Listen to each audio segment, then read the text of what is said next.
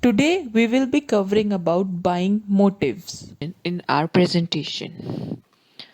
So, what we will be learning through this presentation is the concept of motivation, Maslow's theory of need hierarchy, dynamic nature of motivation, and buying motives and their uses in personal selling.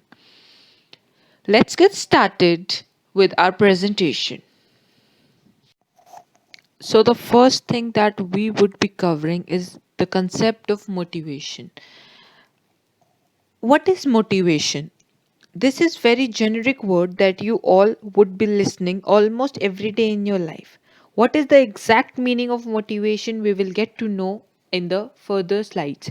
So basically motivation is actually why you do something. That is, motivation is the reason behind your actions. So to give a proper definition, motivation is defined as it is defined as a process that initiate, guides and maintain goal-oriented behaviors. Suppose you are thirsty. Then your goal would be to drink a glass of water. So it is the motivation behind the goal that it basically initiate or guides your action to stand up and take a glass of water and drink it. So in everyday usage, the term motivation is frequently used and described why a person does something. Like seen in the video, like Sita is studying now. But what is the motivation that she is studying? The motivation that she is studying is to become a doctor. So basically, this is the concept of motivation that comes that she is studying to become a doctor. Now, the components of motivation. Basically, there are three components of motivation: willingness, intense effort, and persistence efforts. So, basically, motivation is that it is the willingness of a person to make intense and persistent efforts to achieve desired goals. Willingness can be referred to the state of readiness for a person to act. The intense efforts that are referred to how hard a person tries, and the persistent efforts refers to the continuity that the person makes, yeah, that the person has.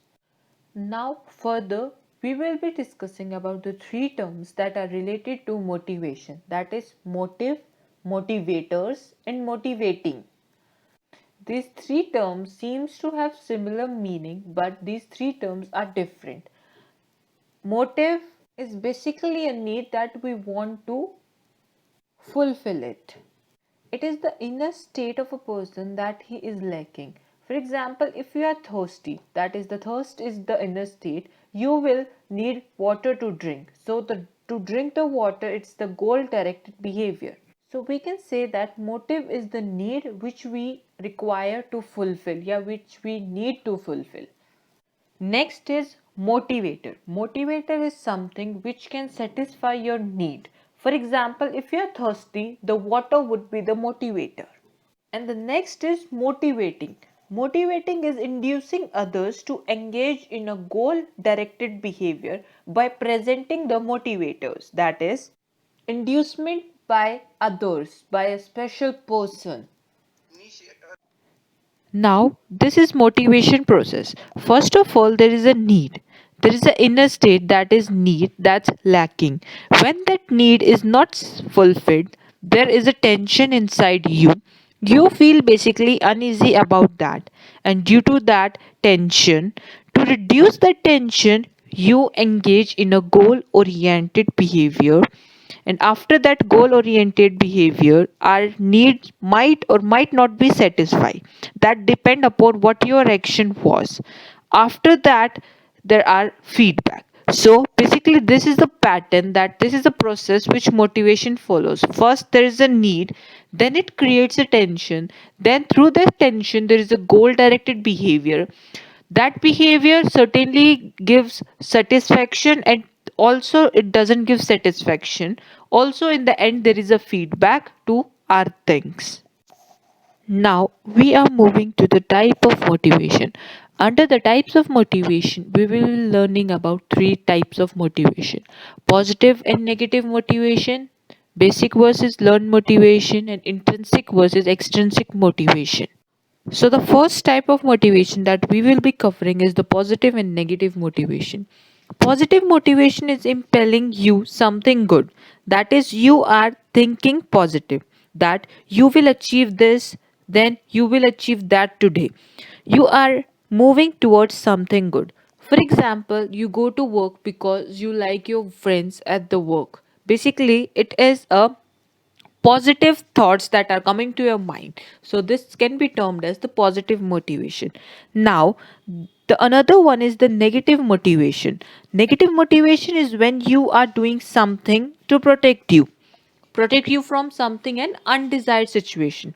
Like for example, you go to work because you know if you don't work, then your bills will not be paid, you will eventually become poor.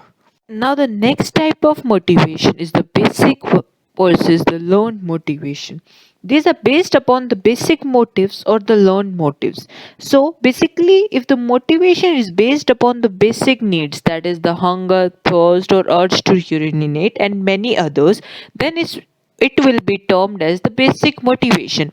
But on another side, if it is based on the learned motives, that is a sense of recognition or the achievement, etc., then it will be termed as the learned motives. Now, the next type of motivations are intrinsic motivation and the extrinsic motivation. So, intrinsic motivation involves an engaging in behavior that is personally rewarding. Basically, that are for your own sake rather than the desire for some external reward. For example, participating in a sports because you find the activity enjoyable. Else, we can say that solving a world puzzle because you find the challenge fun and exciting. So, intrinsic motivation, we can conclude that it comes from inside the individual and that is not done for the external rewards. Now, on the other hand, is the extrinsic motivation that basically occurs when we are motivated to perform a behavior or we are engaged in an activity to earn a reward, basically an external reward or to avoid punishment. So, the example of this type of behavior is like studying because you want to get a good grade or participating in a sports to win a award. In a contrast to intrinsic motivation, we can say that in intrinsic motivation, we want a sense of achievement, a curiosity, we have an interest or a pride. But in extrinsic motivation, there comes a money, there comes grade, there come appraisals, career, etc. The next topic is Maslow theory of need hierarchy. Maslow theory of need hierarchy is given by Abraham H. Maslow, an American psychologist has developed a classification of human needs which is known as hierarchy of needs. According to Maslow, human need can be classified into 5 categories and can be arranged in order of their importance or priority is called hierarchy of needs. Under this theory, Maslow defined 5 different types of needs. The first need is psychological need. These include the need of air, water, food, sleep, sex, etc. These are most basic needs and must be satisfied before all other needs. Satisfaction of such needs is essential for maintaining human life. Therefore, psychological needs are also known as survival needs. An organization can satisfy the psychological needs of its employee by offering good salary and comfortable working condition. Second type of need is security and safety needs. These include physical safety against danger such as extreme weather, fire, accident, etc., and economic security against old age and sickness. These provide freedom from fear or threat. An employer can satisfy need of his employees by offering job security, pension, gratuity, housing, etc. Third type of need is social and affirmation need. Man is a social in nature. He need love, affection, friendship with other. Therefore, individual create a family, relatives and friends, club, etc. Organization can satisfy these needs by encouraging team building and providing opportunity for friendship on the job. Fourth type of need is ego or esteem needs. These include self esteem and esteem of others. Self esteem means self confidence, self respect, etc. Esteem of others means power, prestige, status, independence, achievement, recognition, and respect for others.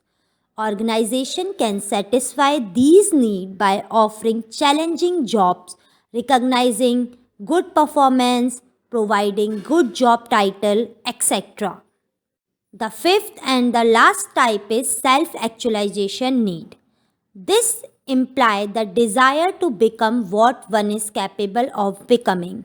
Self actualization need refers to need to grow and self fulfillment.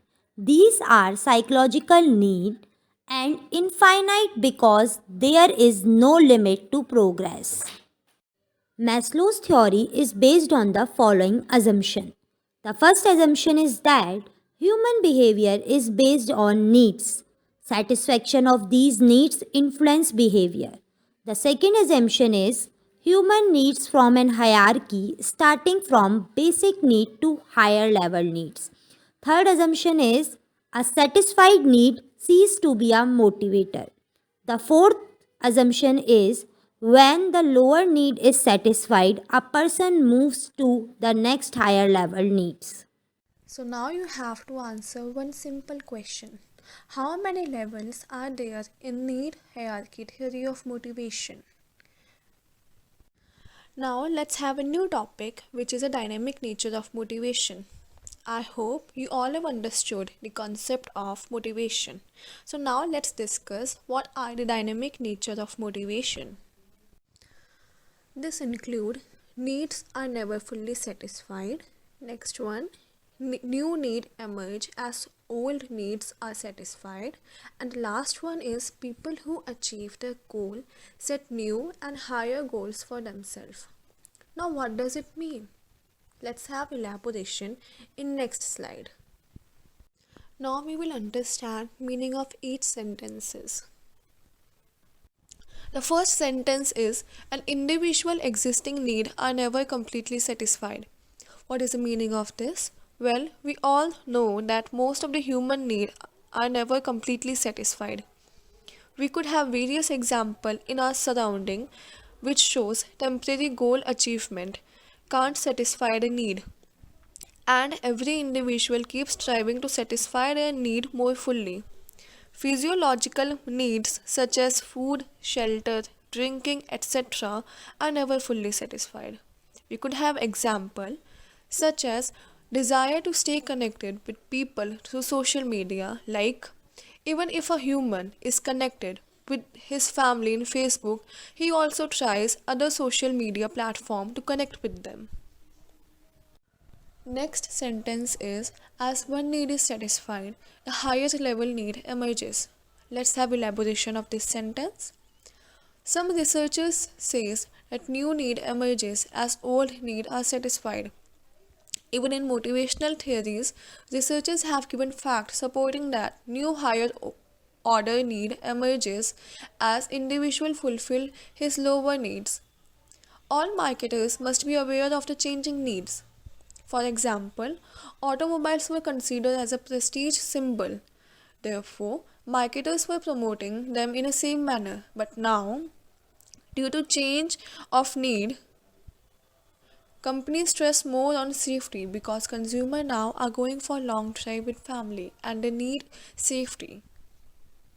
Now the last sentence is an individual who achieve his goal set new and higher goal for himself. Now, let's have a quick explanation of this sentence. An individual set his higher goal if he successfully achieved the previous one. This means that he raised his level of aspiration. The success in the previous goal gave him confidence for reaching new higher goal. For example, a human or anyone may have set a goal to purchase a bike for traveling purpose. But once he purchases the bike, he may strive to buy a car. Now, let's have a quick conclusion of all these explanation. First one is need of individual keep on changing over time. For example, when a person's lower level need such as physiological and safety need are unfulfilled, financial incentive may motivate him. But when these needs are fulfilled, financial incentive may not motivate him. The next one, different people require satisfaction of different need level. Therefore, what motivate one person may fail to motivate another. For example, raise in pay or bonus may motivate a clerk, but these incentives may fail to motivate a chief executive. Motives are different from different countries and culture. For example, what can motivate an individual in material culture may not motivate these in non-material culture. Now the last one is creative individual such as artists may seek recognition, whereas non-creative people may prefer money. So now let's talk about the buying motives. What are buying motives? So the motive behind every purchase is the buying motive. Uh, it means what induces a person to buy a product or a service. The buying motive may differ from one buyer to the other. For example, a person may buy a watch for his personal use and the other may buy it for the gift purpose. The salesperson must know and understand the motive which prompt people to buy. Only then they can design an effective sales presentation. It determines why people buy but also how much they buy. Now, the buying motives can be classified into two broad categories, that is rational buying motives and emotional buying motives. So, rational buying motives are based on logic or reasoning are called rational buying motives. Buyers with these motives makes an objective review of the available information before deciding what to buy and how much to buy. The information relates to the quality and price of different brands of our products and services. Now, some of the examples of rational buying motives are cost, quality, health, security, comfort, convenience. First, we talk about the cost. Rational buyers compares the cost of alternative brands. In case the quality is the same, they buy the lowest priced brand. Then the quality. Quality and reliability is the main rational motive. Cost and quality together determines the price of a product or a services. The rational buyer wants to secure full value for each rupee he spends. Then the health. It prefers food items and other products which are good for health. Organic food, green tea, etc. are popular as these contain no preservatives. Consumers who wants to lose weight prefer skimmed milk to full cream milk. Security. Rational buyers wants to secure their future and future of their family, so they install CCTV cameras, alarm system, keychains and other devices that protect their house, office or shops, etc. They often buy the insurance for their company, for their family to secure their future. Then the comfort. Furnishing, vehicles, and several other products are purchased for the comfort motives. Recreation and amusements are also the reasons for buying. Convenience. In order to save time and energy, people use online banking and digital payment system. Online shopping is becoming increasingly popular for the same reason and because of the COVID. So, convenience is the motive for rational buying. Now, let's talk about the emotional buying motives. Emotional buying motives refers to the sentiments. These relate more to the heart than the brain. Such motives are no less powerful than rational motives. In several cases, both rational and emotional together leads to purchase decision. So, next is emotional buying motives. Uh, Emotional buying motive refers to the sentiments. These relates more to the heart than to the brain. Such motives are no less powerful than rational motives. Then, uh, under emotional buying motives, the characteristics are the pride of possession, emulation, distinctiveness in design, beautiful packaging, most advertised brands. First is pride of possession. When a person buy or possess something which is valuable to him, or which is very costly or branded, or it's a limited edition, then he has a pride to that product, that he owns that product. Emulation means when a person is having a products and the other person is also having but the first copy of that, then the person with the original copy have a satisfaction of having the original one. Then the distinguish between designs. When two different products are different from each other, and so the buyer will buy the one which is more beautiful, because he will get attached to that and he will have a status related to that. Then beautiful packaging.